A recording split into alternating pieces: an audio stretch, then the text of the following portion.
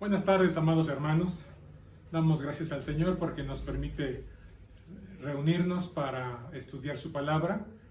Recuerda que estamos estudiando el Evangelio de Mateo. Estaremos estudiando a lo largo de este año sobre el Evangelio de Mateo. Y el día de hoy vamos a meditar y reflexionar sobre el capítulo 3.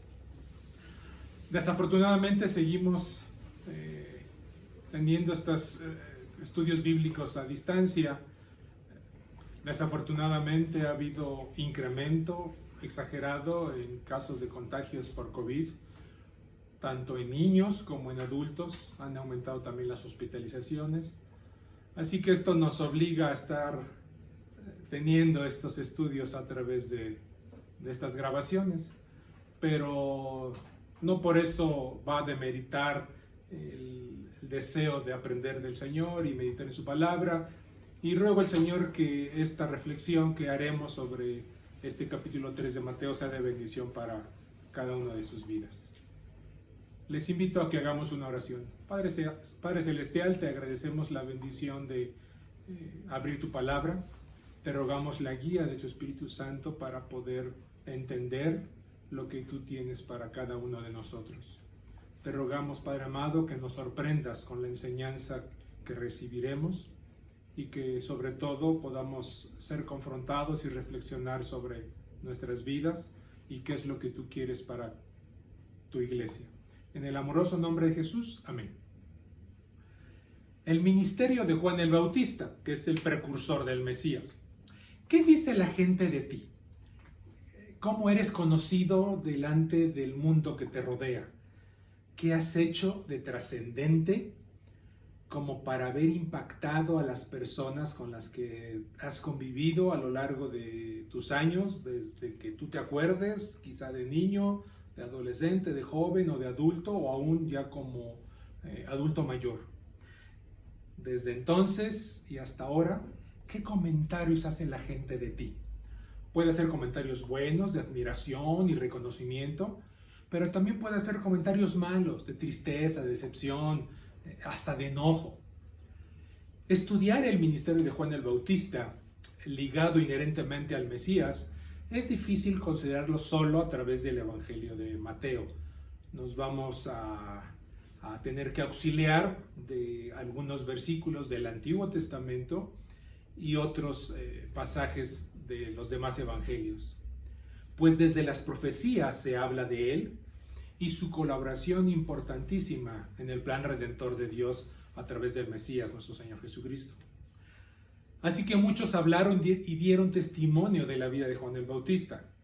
Tan trascendente es su labor, tan trascendente e impactante fue su ministerio, que los 4 evangelios escriben y dan testimonio sobre su persona. Y en ella apreciamos cuántas personas dan testimonio de su actuar.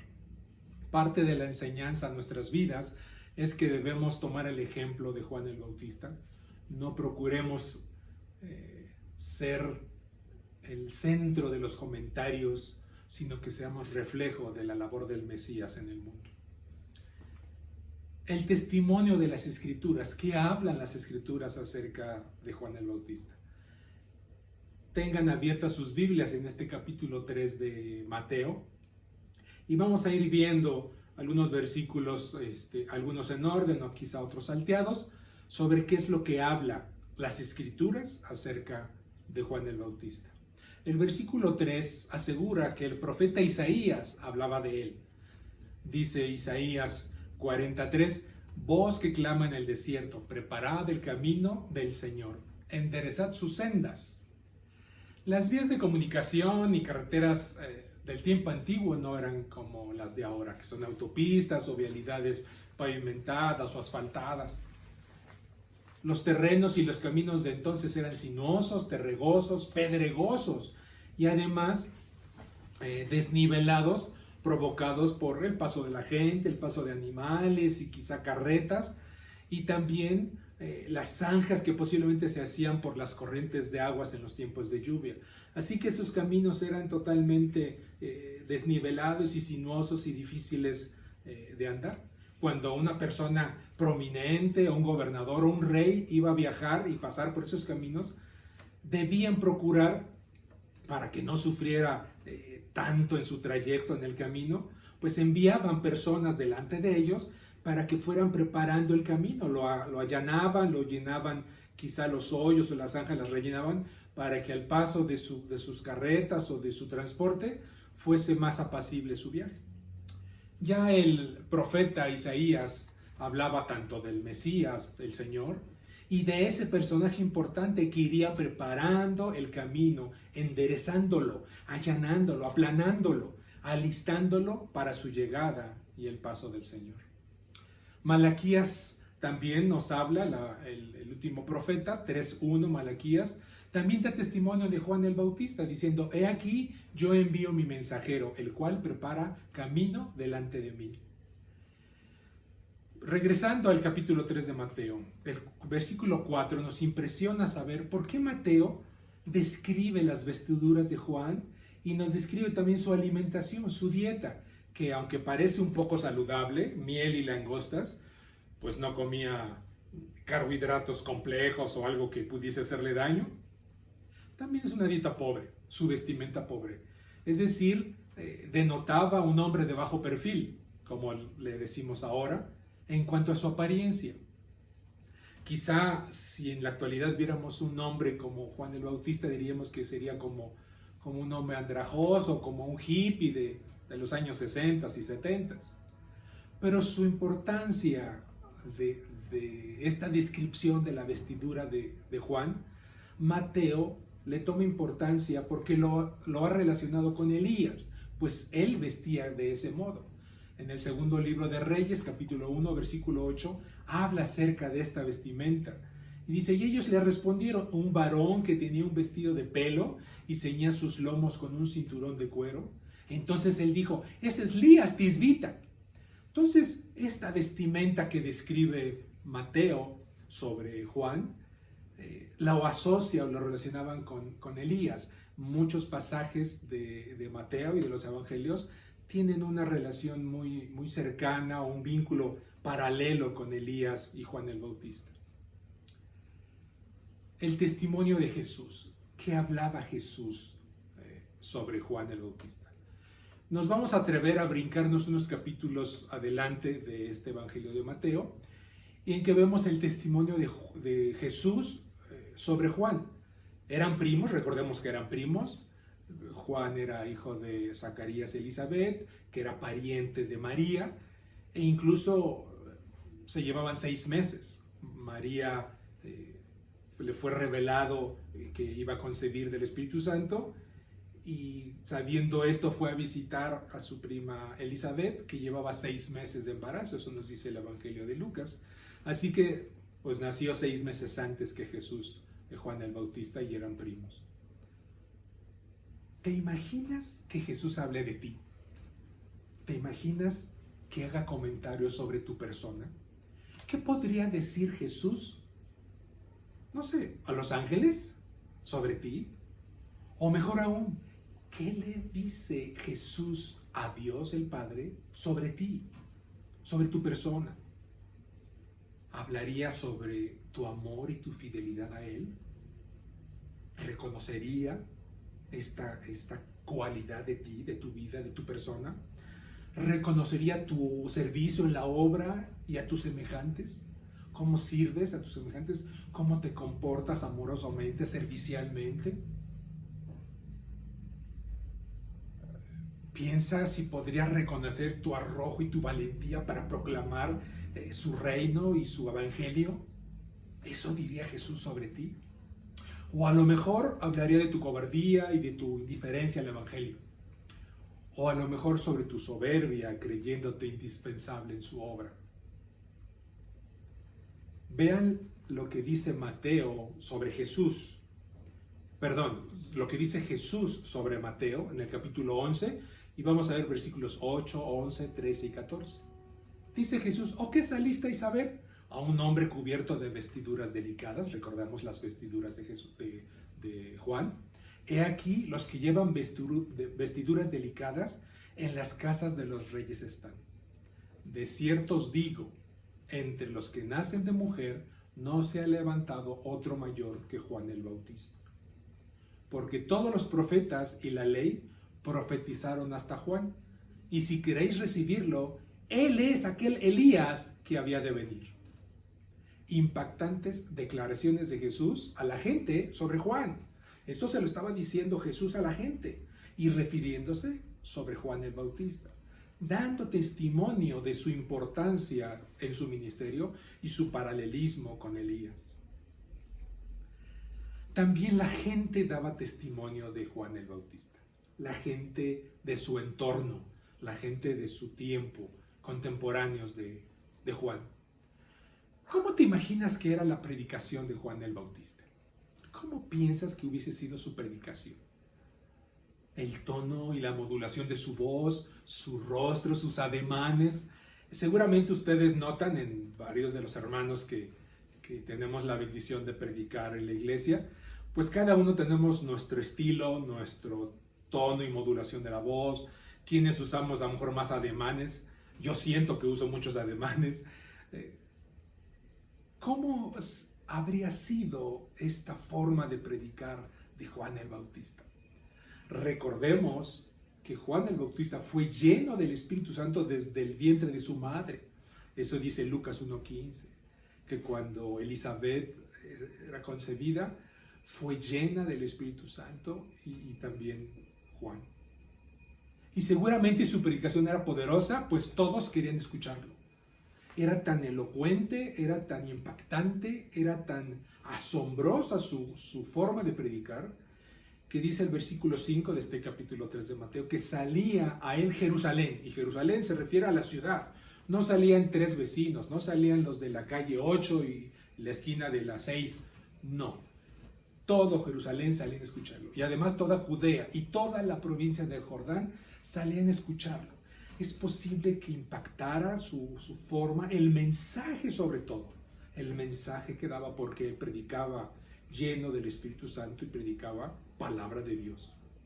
Puede ser que a lo mejor algunos oradores sobre temas de superación, sobre temas del éxito, puedan impactarnos por su estilo de hablar, puedan impactarnos y asombrarnos por la elocuencia o la facilidad para hablar, por su capacidad de atraer a la gente y de impactarla. Pero estas cualidades son dadas por esas características humanas de impactar o de influir en las personas. Pero este impacto de Juan hacia las personas, hacia la gente, hacia las multitudes, era dado por el Espíritu de Dios que estaba dentro de él. Y además no hablaba por su boca, hablaba palabra del Señor, hablaba lo que el Señor le revelaba. Mucha gente salía y se amontonaba para escucharlo, para seguirlo.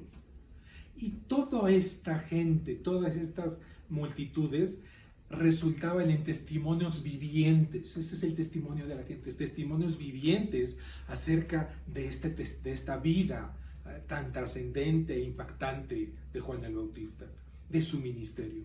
Porque no solo eran cautivados por su predicación, eran conmovidos hacia el arrepentimiento. El versículo 6 dice, y eran bautizados por él en el Jordán, confesando sus pecados. Imagínense estas predicaciones de Juan. Prácticamente cada predicación era una campaña evangelística, porque no estaban en un templo, no estaban en una carpa, estaba al campo abierto, a las orillas del Jordán, en una loma, en una orilla de la ciudad, en alguna explanada amplia. Ahí es donde predicaba, abiertamente. Imagínense, él no necesitaba un micrófono, él no necesitaba un altavoz. Su voz potente era extendida por el poder de Dios para poder impactar a los corazones y los pensamientos de las personas, de tal modo que podían llegar al arrepentimiento, confesar sus pecados y además bautizarse. Quizá las iglesias contemporáneas hemos perdido esta habilidad y esta hambre por la predicación impactante, fuertemente llena del poder de Dios, para que las personas a través del Espíritu Santo sean transformadas y deseen ser bautizadas de inmediato. Además de la gente común que venían a él, también muchos fariseos y muchos saduceos llegaban a escucharlo y verle bautizar. Estamos hablando de los maestros de la ley. Y eran maestros de la ley, conocían perfectamente las escrituras, conocían de las profecías, conocían sobre estos pasajes de Isaías, conocían sobre estos pasajes de Malaquías y conocían perfectamente que iba a venir el precursor del Señor, el que iba a iniciar o enderezar los caminos por los del Señor, el Mesías vendría. ¿Quieres escuchar un poco de su predicación? Quisiera saber cómo predicaba, nada más un tantito de la predicación de Juan el Bautista. Como si nos pasaran ahorita una proyección, una película, pensemos en una imagen, en una pantalla, y veamos a Juan el Bautista predicando. Piensa en Juan el Bautista predicando, sobre todo cuando se acercaban estos fariseos y saduceos a escucharlo y ver, quizá con morbo, para ver qué pasaba, por qué la gente iba a verlo, por qué la gente se bautizaba. Escuchemos a Juan el Bautista. Generación de víboras, ¿quién nos enseñó a huir de la ira venidera? Haced pues frutos dignos de arrepentimiento. Les hablaba con poder, les hablaba impactantemente, dándoles a entender a esos maestros de la ley la falsedad de sus vidas, queriendo obedecer a Dios, pero bajo soberbia y mentiras, advirtiéndoles que la hacha del Señor ya estaba lista para cortar todo árbol que no diera fruto.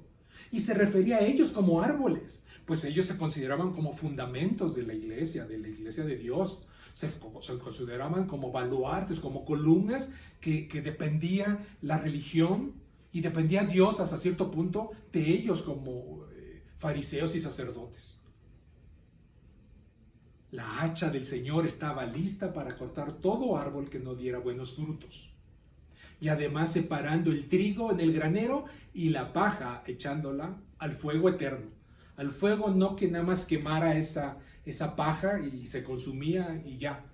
No, sino que serían enviados al fuego eterno.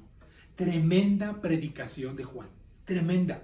Imagínese estar escuchando a Juan en estas palabras y dirigiéndose. Y no se crea que porque usted no es un líder, un maestro de la ley o un maestro de la iglesia, pues esas palabras pasan por un lado de uno. Bueno, esas no fueron para mí, estas fueron para el hermano, porque yo nada más asisto. Yo aquí vengo de paso. Yo fui invitado. No. Esas palabras son para ti y para mí. Reconozcámoslo. Entendámoslo. Y dando así, con estas predicaciones, pie al inicio del ministerio de Jesús. Dice el versículo 11 de este capítulo 3. Recordemos que estamos en el capítulo 3 de Mateo. El que viene detrás de mí es más poderoso que yo. Por último, antes de pasar al testimonio de Juan por sí mismo, recordemos también que incluso en los evangelios, Herodes también hablaba y daba testimonio de Juan el Bautista. Lo reconocía como su importancia dentro del pueblo. Temía meterlo a la cárcel o temía hacerle algún daño, pues por el respeto que el pueblo tenía sobre Juan el Bautista. Así que daba hasta cierto punto el testimonio de Herodes sobre la vida impactante y trascendente de Juan el Bautista también está escrita en las Escrituras. Finalmente, Herodes lo metió a la cárcel y tuvo razones importantes. Herodes adulteró con la esposa de su hermano Felipe. Imagínense que Juan el Bautista llegó ante su presencia. Herodes era la persona principal, era el tetrarca. Estaba gobernando esa región, alguna de las regiones de esa provincia, y tenía su importancia política. Y llegó ante su oficina. Imagínense llegar a la oficina con sus ropas de camello, su cinturón de cuero y posiblemente el cabello largo, y le dijo directamente: no te es lícito tener a la mujer de tu hermano Felipe. Directamente se lo dijo: estás adulterando, estás en pecado y debes de arrepentirte por eso. Entonces imagínense que el principal personaje de la política en esa región fuese confrontado y ante eso a la cárcel. Sé que tienes razón, pero no quiero escucharte. Vete a la cárcel. Y lo mandó a la cárcel. Y después, más adelante, la hija de Herodías, esa amante de Herodes, pues yo creo que Herodes no solamente tenía quereres con la mujer de su hermano Felipe, Herodías, sino inclusive con su hija, porque la vio bailar y fue seducido y fue envuelto en pecado, mayor pecado. Recordemos que el pecado nos lleva a más pecado. Y le dijo a la jovencita, pídeme lo que quieras, pídeme lo que quieras. Así que, aconsejada por Herodías, su madre, sabiendo que había sido acusado él y ella por su adulterio, le dijo, pídele la cabeza de Juan. La escritura dice que se entristeció, se impactó Herodes, pero tuvo que cumplir con su palabra y mandó decapitar a Juan el Bautista. Testimonio también de los políticos de su entonces, testimonio de la gente de su entorno. Ahora sí, por último, hablemos del testimonio de Juan, pero de sí mismo. ¿Qué hablaba Juan de sí mismo? Porque a lo mejor podemos escuchar o podemos saber de lo que la gente habla acerca de nosotros. Quizá si son nuestros padres o nuestra familia, pues a lo mejor hablarán ciertos aspectos sobre nuestra persona, ciertas cualidades. Algunos amigos o personas que nos respetan pueden hablar consideraciones favorables sobre nosotros. Pero ¿qué hablas tú de ti mismo? ¿Qué hablas tú de ti mismo? ¿Cómo te presentas? ¿Cómo te describes? Se requiere bastante madurez, sencillez y llenura del Espíritu Santo reconocer que por muy impactante que podamos ser en nuestro entorno, por mucha influencia que nuestra persona, nuestro trabajo, nuestra labor o nuestro ministerio ayude a otras personas, no somos nosotros los que debemos brillar para ser reconocidos o elevados a un pedestal. Es muy peligroso, es una línea muy delgada entre ese paso hacia el orgullo y la vanidad y regresar a la sencillez y a la humildad. Lucas, el evangelista, para poder hablar de Juan el Bautista y la trascendencia e importancia de su predicación como precursor del Mesías, enmarca cuando empieza a describir sobre el ministerio y la predicación de Juan el Bautista, la enmarca en su época, tiempo, espacio, con lujo de detalle.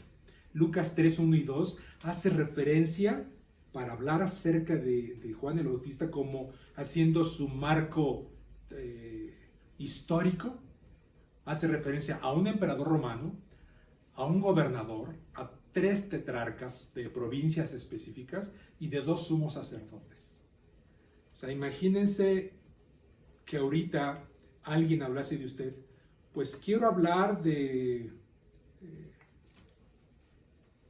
Carlos Pérez, que en la época del presidente López Obrador, cuando Claudia Sheinbaum era dirigente de la Ciudad de México, y el presidente o el jefe de la delegación, Gustavo Madero, era tal, y además el pastor tal estaba dirigiendo la iglesia en tal colonia, este joven se desarrolló así, así. O sea, hablar de toda esa periferia, de ese marco político e histórico, era trascendente, era reconocer la importancia de su persona, de su ministerio, de la trascendencia de su predicación. Así se refiere Lucas acerca de Juan el Bautista, tan importante fue.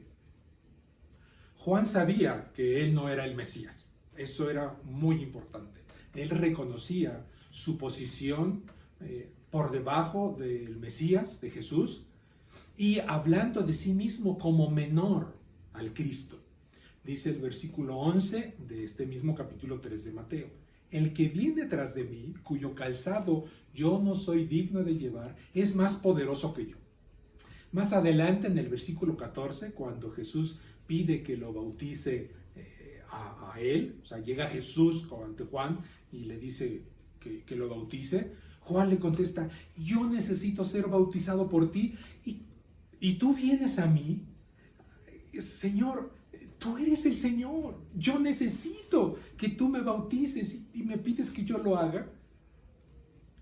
Apoyándonos en el Evangelio de Juan, vemos también parte de lo que Juan el Bautista testificaba de sí mismo.